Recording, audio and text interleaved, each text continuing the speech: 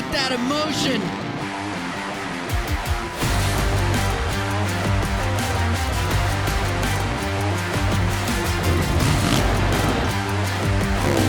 Around the outside. It's time to bring the action. Yeah, welcome to a special edition of SMX Insider. We are your insiders, Jason Weigandt and Daniel Blair. Together, we love Daytona so much we couldn't leave. We stayed. Yeah. We stuck around. Mm-hmm. The show goes to Indy. Yeah. We stayed here. It was such a great night. And Jason, I had a really good time. Obviously, the event was incredible. You saw the scene at the end. And it's to celebrate Eli Tomac's victory over his two biggest rivals. And that's what I wanted. I wanted Daytona. I wanted to see what they would do together. No excuses. No, well, that guy got a bad start or that guy had this. I wanted to see the three together. I got that, and it was an incredible night. And does it tell us a bigger story? I think so a little bit, but this is also Daytona. It's a unique special event, but man, it was fun. It was, and what's interesting, yes, Tomac now, and we'll get into this later in the show, has 7 Daytona wins, tied with Richard Petty for most ever in this building, but he has had to earn it the last couple of years. Roczen pushed him a few years ago, 2 in a row from Webb. He definitely made it interesting, and the fans loved it. But we're not actually here still riding that high. It's the Ricky Carmichael amateur Supercross that we're both here to watch right now. And speaking of that, the young talent coming through the sport, Hunter Lawrence wins 250 East. I don't think that surprised anybody. Hayden Deegan is already on the podium. Yeah, we typically would see Haiden Deegan at something like this, but he has graduated up to the pro ranks, and it's been really fun to watch. He's had a heat race win and a couple fourths, but when you get a podium at Daytona and you do it the way he did with a little bit of authority, that's very special. So again, the 450 class was great, but that 250 class, there's a lot to get into there too. Hunter and Thrasher, their situation, we'll get into that. But man, Haiden Deegan, he's proving every week that I think he's more than just special. Okay, time for the big interview here on SMX Insider. And we do have a big one. We have the winner, not just of the Daytona Supercross. We're talking the biggest race there, the Daytona 500, the Great American Race. Ricky Stenhouse, thanks for coming on. And I know you're actually a Supercross motocross fan, so it makes sense for you to come on and join us for a bit. Yeah, I appreciate you having me on. I mean, I don't know if your fans are going to like that you just said the biggest race. I think the biggest race is the Daytona 500. Eli probably thinks Daytona Supercross is pretty important. But no, it's cool. Definitely love Daytona, love Supercross. So anytime they get together, especially, in the tri-oval there, man, it creates such a great racetrack and some epic finishes over the years. Yeah, and what I always say about Daytona, there's such a variety of events there, from the 24-hour Rolex sports car race, the Supercross, all the NASCAR racing, so many different disciplines. They treat all the winners equally. It's just as grand for everyone. It's almost like you're in this exclusive club of big race Daytona winners. Yeah, the victory lane, at Daytona is unlike, I feel like, any other racetrack we go to. And you look at all the greats who have won there in the past in all forms of motorsports, and it's a who's who. So it's really, really neat to get in that club, and then they treat you really well. It's pretty awesome. And I know you're a big Supercross motocross fan. I've never seen you came to Glendale. You've been in the TV booth before, so I know you follow the sport really closely. Yeah, it's awesome. I grew up riding dirt bikes. I got my first dirt bike. I think I was 4 years old. And so my dad and I we grew up riding all the time. We did a lot of trail riding. I did a few arena crosses back in the day. That didn't go well, but I had a lot of fun doing them. And, so I just have always enjoyed, riding dirt bikes. And, I would race on Friday and Saturdays. And then, Sunday afternoons, we would go, ride dirt bikes in the woods with a big group of buddies just about every weekend. And so that's what I grew up doing. Yeah, and I've always wondered this. We race generally on Saturday night in Supercross or Saturday afternoon for motocross. NASCAR has some Saturday races, but more often on Sunday. So are you folks watching in the motorhome lot Supercross and then bench racing about it on the race weekends? Yeah, early on in the season, it's normally a little chilly, and then a lot of us don't bring our motorhomes out west. But Daytona, normally everybody's outside the motorhomes, all watching Supercross. End up at somebody's motorhome watching it outside, or if we're out and about, I'll definitely just pull it up on my phone nonstop. So whether we're at dinner or at an event, I've got it tuned in. So yeah, since you're such a big fan, just talk about how great the racing we have seen this year. It's been so close in the points. Yeah, it's kind of wild. Obviously in the East Coast 250. Obviously the Lawrence brothers seem like they have the championships kind of in their hand, but I feel like second on back is kind of wild in both of them, and it seems like whoever can stay healthy on that side of things. I'm super impressed with Hayden. Obviously, heck, he's close to second in points there and ahead of his teammates, which is really impressive. And then on the 450 side, man, if I feel like, obviously it's a tight battle. You got three of the best just going at it. Seems like Chase has plenty of speed, especially in qualifying. Just got to continue to put it all together. But I feel like if any of those three just put in some consistent rides as far as, wins, it's like they can pull away really fast, but they all keep kind of making little mistakes here and there, which is really exciting for the fans when it comes down to the points chase. All right, well, thanks for joining us. Good luck at the rest of the races during the year. But more importantly, from our perspective, just thanks for being a fan and watching on Peacock wherever you go. That's really cool. Yeah, I definitely watch on the go. And, man, I'm pumped for the rest of the year. We'll be tuned in. Thanks for having me on. Well, race fans, with the introduction of the SuperMotocross World Championships, we are now in a new world where stats and trends and data gets to be expanded and explored. Clinton Fowler, Fowlers Facts, is going to bring you more information on how we are bringing stats to you now with a combination of Supercross, Motocross, and the introduction of the SuperMotocross World Championship playoffs. SuperMotocross is the combination of Supercross and Motocross, not just a playoff. This is really important. We have two individual championships that combine to make a third, and we've added the playoffs to crown a single SuperMotocross champion.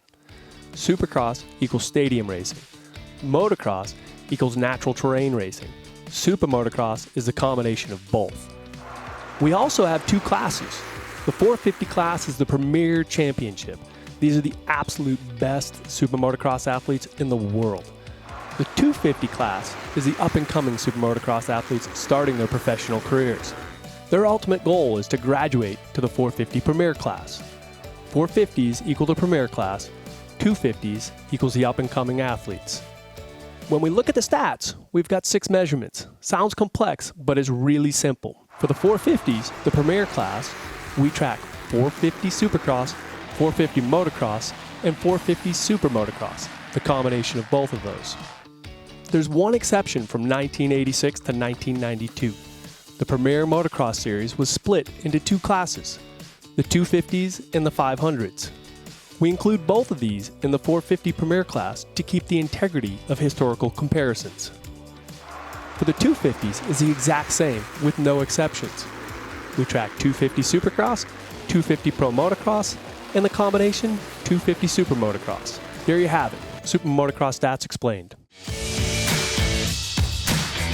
Okay, welcome to our 30-second board hot topics in the sport of Super Motocross. Jason Weigandt, Daniel Blair, but the real star of this race behind us is Ricky Carmichael and the Ricky Carmichael Amateur Supercross, which started with a very special ceremony. We talked about it with him last week on the show, Daniel. He graduated high school finally. Yeah, it was awesome. And for RC, just the way he's explained the experience and how important it was for him is huge. And I think it sends a message, too, to a lot of the families out there that, look, I know racing is important, but there's more to racing than just, or there's more to the world than just racing. You got to get your education. For Ricky to be able to do that, great for him personally, but I think ultimately it's more important for the families and the kids that are out there that are chasing this dream, knowing how important it is to someone like Ricky.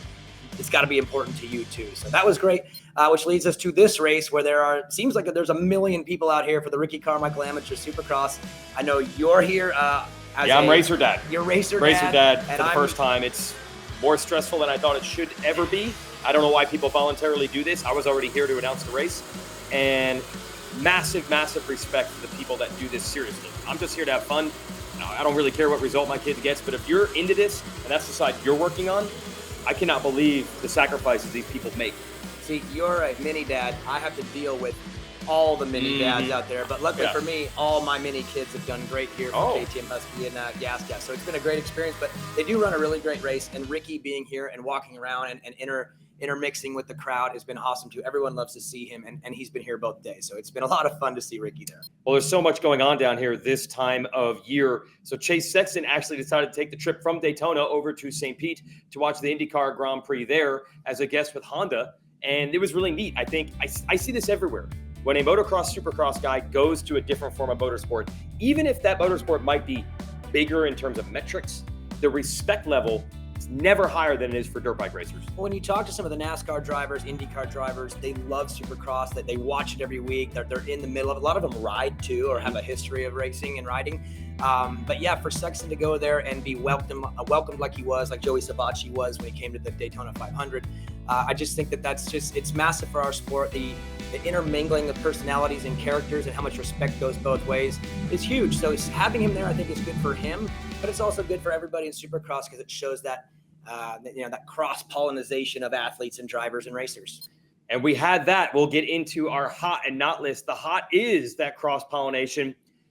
Eli Tomac's out of people to beat in the Daytona Supercross. He already went by Carmichael's 5 Daytona wins with 6 last year. With 7, he has now joined King Richard Petty. So when the press release came out about midnight Saturday night, it said King Eli Tomac because there's no doubt about it. And did you know, actually briefly on his Wikipedia page, it said owner of Daytona International Speedway, Eli Tomac. Whoever did that, you won the internet. That was the best thing I saw. And of course, we're all proud of Eli, happy with what he's done. But think about the pressure he had. Getting to 7, that's pressure. Finally getting past Ricky, that's pressure. The pressure from Sexton and Webb this year has got to be very difficult to deal with. And then the pressures of riding really bad in qualifying. I'll just say it, he was not himself at all. So you add all that together, that guy's on the gate for the main event, and you're wondering what's he going to do. What did he do, Jason? He did Eli things. He went out there and won the race again, and it's just adding to his legacy. It's interesting to see how he's changed. He was the speed guy who had to figure out how to close it. Now, even without the speed, he's figured out ways to overcome it by being such a veteran. And we're kind of seeing that as we transition to the 250 class with Hunter Lawrence. He did win the race. He's probably the best guy in the class. But he also threw a little something else in there to help his championship cause with a big gap now of points. Yeah, if you're a Hunter Lawrence fan, you're probably loving what you saw. But if you're a Nate Thrasher fan, probably bummed, and that's fair. But look, I think Hunter took a gamble. I think he didn't want to spend 1 minute behind the guy that was in front of him in Arlington in those Triple Crown races that, played a role in why Hunter went down in those races. He probably said, I don't want to deal with that. Here's an opening. I'm not sure the outcome, but I'm taking the gamble, and he did it, and it worked. And he could have went down, but he stayed up. So at the end of the day, he gets the win, he gets the points, and for Nate Thrasher, you get the bad end of it, and that's a bummer because that guy's coming on, and I think that I wouldn't be surprised if at the next race he tries to make a pretty strong statement. As far as putting your toe all the way across the line, even your foot and your leg and your whole body, Haiden Deegan is for real. And look, coming into the season, Jason, I thought a lot of hype, YouTube sensation, all the noise about the family. But is he really good? I mean, we think he's good. We watched him race amateur. Yes. We think he's legit. No. He's more than legit. The kid's got it together all the way from top to bottom. I'm blown away. Yeah, and to do it at Daytona. And by the way, the rider who Deegan has battled with the most, if you look at almost every race this year, is Jeremy Martin, the veteran in the class, a rider who's won tons of races indoor and out and is always very good here. And it came down to him beating Martin to get that podium. And honestly, every battle they've had, he's pretty much came out on top. So that really shows Deegan being wise beyond his years. And the final note on that, when you have a Lawrence brother, Hayden Deegan, and Mr. Microphone, the very well-spoken Max Anstie, together on podiums and press conferences, this is really good stuff for the sport. So congrats to the Deegan family on getting that.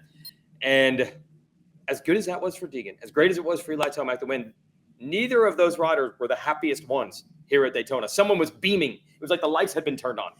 The crazy part is, I think back to Oakland. Ken Roczen wins his heat race. He looked the most depressed I've ever seen anyone ever win a heat race. RJ Hampshire still might be smiling. He's probably walking around in a moment of bliss. I don't know. Congratulations, dude. You just beat Cooper Webb, Chase Sexton, and Jason Anderson in a heat race in your very first 450 race ever. Whatever he does from here, that's great. But, dude, that's history that was made, and it was unbelievable for a guy who we would think would maybe be flipping through the air at some point. He looked really, really stable the entire day. So shout out to RJ Hampshire. You are a heat race winner. Yeah, he was fast in qualifying. I feel like in the main, he made sure to ride within himself and not throw it away, which is unfortunately what RJ is somewhat known for. So he avoided that. Finish was okay. I think he might even be back for Indy. Yeah, so RJ's happy on the podium in his heat race, and Max Anstey's always happy anytime you talk to him, but especially now that he's racking up podium after podium. And how about the mic skills? We already know how well-spoken he is. This time he brought a prop, his baby, on the podium and held it together, still got the normal interview out, and showed what a great family man he is. When you say mic skills, are you talking about Max or the kid? Yeah, he gets it honest. He wanted the skills because he was Now, that was a very authentic moment for a guy who's obviously very happy with what he's doing. But as a dad, like a little baby, like to be there with him on the podium at Daytona. I mean, there's so much going on for him in a positive. And yeah, you could hear the excitement in his voice, but that natural authenticity of being with your kid on the podium. It was a moment that I think was great. And sometimes those moments can be a little silly and weird. His answer, of course, was super thorough too. So Max Anstey just nailing the podium game. And I was doing the live announcing, and he said, I felt like Lightning McQueen out there on a NASCAR track. He knows all the tricks to get the crowd laughing and on his side. There are some tricks when we talk about the Super Motocross playoffs. We're always talking about the top. We're talking about who's earned their way in with victories already and things like that. But the tricks that the privateers are all trying to figure out is there's a lot of money to be paid, but they have to get in. So what I think is interesting, we're starting to notice privateers counting points of wanting to stay in that overall top 20 at the end of the season to get into the playoff automatically. Yeah, the top 20 are automatically in. You don't have to go to the LCQ. You're in, you're racing. So we're going to see a lot of riders staring down that 17 to 22 range, figuring out where they are, where they have to be. And it's already begun. I mean, this is a 31 race championship, but here we are at round 8, and they're already starting to do the math and figure things out. So it's great to actually hear from them so they can tell us what they're thinking way, way early. Yeah, so here's Justin Starling and his thoughts on making sure he makes the playoffs. I mean, that's why we're here, right? You know, it is part of the championship, and we're not here for just each individual race. We're here for the whole championship. So, yeah, we're definitely looking at it every weekend, and I'm on the bubble right now. So we got to keep putting our foot forward and try to do our best. That's really all we can do, and be there every weekend and score as many points as we can so that, yeah, we can go racing the 3 playoffs. Okay, and this is a perfect way to show how tight it actually is. Right now, Starling is ranked 21st in points, and he's 1 point behind Kevin Moranz, who's 20th. So that's how much of a dogfight it might be. There's only 1 point between positions when you're outside of the top 5 in a Supercross race or a motocross moto. So it's going to be close all year long. So that's the Privateers angle on it. Let's unfortunately go to the not list. It starts with some 250 contenders, starting with Thrasher, who only got 10th, and a couple other riders had races they probably wish they could get back. Yeah, there's a lot of contenders in there. I'd say coming into the season in their own mind, they think they're contenders, but now we're getting into this thing and starting to settle down. And I'm almost to the point where I don't think there are any contenders. I mean, if Hunter does really well in Indy and Detroit, which I think he can, this thing might be over before we even get near the end of the series. Now, it's never over. We know that. We've seen this thing fall apart for people. But the way I watch Hunter ride, the way he's attacking this thing, the way the points look now, by the time we leave Detroit, before their 3-week break, there might not really be any contenders left. This thing might be over. No, and some of the favorites coming in, Michael Mosman had another forgettable race. He ended up riding off the track after a crash, bent up his bike. Thrasher, we mentioned, pretty far back. Jordan Smith off the podium, couldn't quite get his teammate Hayden Deegan at the end, so Hunter is really pulling away. And some unfortunate news here, Dylan Fernandez did return to racing at Daytona after suffering a concussion a couple of weeks ago, and then had this brutal end-over-end endo in press day. Actually did try to ride practice Saturday morning, and he was too beat up. The team decided to hold him out, so that's more of a bummer for the Fernandez camp. Now, I'm bummed for Dylan, but I'm also happy that he is okay, ultimately. But yeah, I wanted to see what he looked like on that Yamaha on a track like this to get a little bit of a visual on what the summer might be like. Remember, he didn't get a chance to defend his Pro Motocross Championship, so I just want to see, what does he look like? Is he going to look as good as he did in 2021? We didn't get a chance to see that, so ultimately they did pull him out of the race. I hope that he's going to be okay. But man, I would have liked to see it. All 31 Super Motocross World Championship events can be streamed domestically. That's here in the U.S. on Peacock. So to subscribe, go to peacocktv.com/sports/supermotocross. And for the fans of Super Motocross, they'll have a chance to watch it all year long on Peacock, NBC, and USA Network. And for the international fans, you can join in the fun by getting the Super Motocross Video Pass. Go to supermotocross.tv to purchase access to every moment of the 2023 Supercross season, the Pro Motocross season, and of course Super Motocross live events in one place. Plus, get over 800 plus hours of archived races.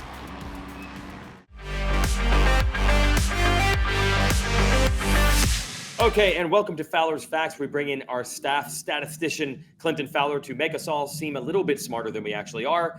We can all talk about Tomac and Webb and Sexton. That is obvious. But Clinton, your data has uncovered someone that's going faster than we actually realize. Absolutely, Weege. Justin Barcia set the fastest lap of the main event here in Daytona. Incredible. Yeah, incredible race. He's not had the best season so far. He's got one podium in San Diego and no other top fives. But he has shown the glimpse of speed. That San Diego race, he set a lap time in the top 10 in the third Triple Crown in Anaheim too. He also had a top 10 fastest lap. So he's shown the speed. But man, Daytona, he sets that fastest lap. And what I think is maybe more impressive is in the first 10 laps of that race, before he had the run-in with Sexton, before he fell, he actually set the second fastest average lap time. So he was faster than Webb and Sexton. And it just really came down to not having the same level of start that those guys had. But impressive speed, Weege. Well, not having the same level of start has been the problem. Look, I've said for years, Barcia's strength is his starts. The raw speed, even though he's wild and revs the bike, the lap time is usually not there. This year, it's been the opposite. I feel like lap time-wise, he's been more competitive than usual, but the starts have been a lot worse. So you give Barcia one of his old school hole shots and his very strong ability to defend his position and this speed. Another podium should not even be a surprise. Maybe he gets it at Indy, and we'll see if the rest of the competition is happy about that. But Barcia doesn't care. He wants to be on the box again. Strong ability to defend. Strong ability to defend. Is that where we're at now? I have a strong ability to defend my point. You can't argue that one. Okay. It's the range that concerns me, though, because he is a third-place guy. But he's also kind of become an 8th or 9th place guy too. So I don't like the range, but man, on a good night with a good start and his ability to defend, he could be on the podium and should be on the podium more often. Speaking of the podium, Clinton, Hayden Deegan gets one, and he's passing the eye test every single week for me. I love what I see, but I need you to make sense of it. Is there data to support my belief that this kid is better than we all think? Absolutely, Daniel. I mean, first off, congrats to Hayden on getting his first podium, just 4 races in. From a historical perspective, there's actually 87 riders that have had their podium in the first four races. So not necessarily impressive to be on top of the podium. Yeah. But what's really amazing is how consistent he's been with his lap times. So if you look at it, the difference between his fastest lap and his slowest lap, Houston and Tampa, he was the best. He was the most consistent between those. He didn't have the outright speed in those rounds, but he had the most consistent band from his lap time. So impressive, very uncharacteristics of a rookie. But what really is impressive is in Daytona, he set the 3rd fastest average lap time. The 3rd fastest average lap time. So he showed outright speed. And in that, it's also the first time that he set a fast lap in the top 10 overall in the whole class. So he set the 7th fastest lap time. So not only has he been consistent, which is super uncharacteristic of a rookie, right? You guys know that. But he also is now all of a sudden just shown some incredible speed. So Daniel, I'm wondering, like, that sort of speed at a place like Daytona, that sets up pretty nicely for the Pro Motocross Series coming up. Yeah, you would think he'd be really good this summer. And I think 2024, I'll just say it right now, he's going to be one of my favorites to win the title. I know that sounds crazy, but that's fine. We can revisit this in a year from now. That kid is special. And the most special thing, Jason, that he actually did, in my opinion, was he at 17 years old decided to go in and throw some at a 2-time Pro Motocross champion like it was no big deal. So the lap time, Clinton, great. But to go in there and just give Jeremy Martin some, like, okay, guys. In the press conference, somebody identified that his dad, Brian, had actually had 2 Supercross podiums. Hunter Lawrence and everybody else up there said, I thought he only had 1 when he won a race. Then Hunter said, it doesn't matter. I think Hayden's going to go blowing by whatever mark his dad had real soon. And everybody had a good laugh. Good data there, Clinton. We will see you next week after Indy. Thanks, guys. Talk soon. Okay, it is finally time for your SMX Insiders, Daniel and Jason, to leave Daytona and head to our next race in Monster Energy AMA Supercross and the SuperMotocross World Championship. We're going to Indy, so from one popular racing venue to another city synonymous with great racing. Yeah, it starts with Race Day Live at 1:30 Eastern. And Race Day Live this year is a little bit different. It's out in the concourse in that unique spot that it's in every year. The fans love it. They're all around screaming, so it's got that game day feel. And yeah, so come say hi. 1:30 Eastern, RDL kicks off. Yep, and then 7 o'clock Eastern will be the beginning of the night show with the heat races, then going into the main events. What are you looking for when we go to Indy? I selfishly want a battle between the big 3. Look, yeah. I respect all 22 on the gate, but I just want to see these big 3 go at it again. Sexton's going to want some revenge. Cooper Webb does not seem discouraged after this loss. I think he's hungrier than ever. Give me the top 3. Give me it all year long, Jason. I'm here for it. Yep, we'll be here for it too. It's SMX Insider. See you next week after Indy.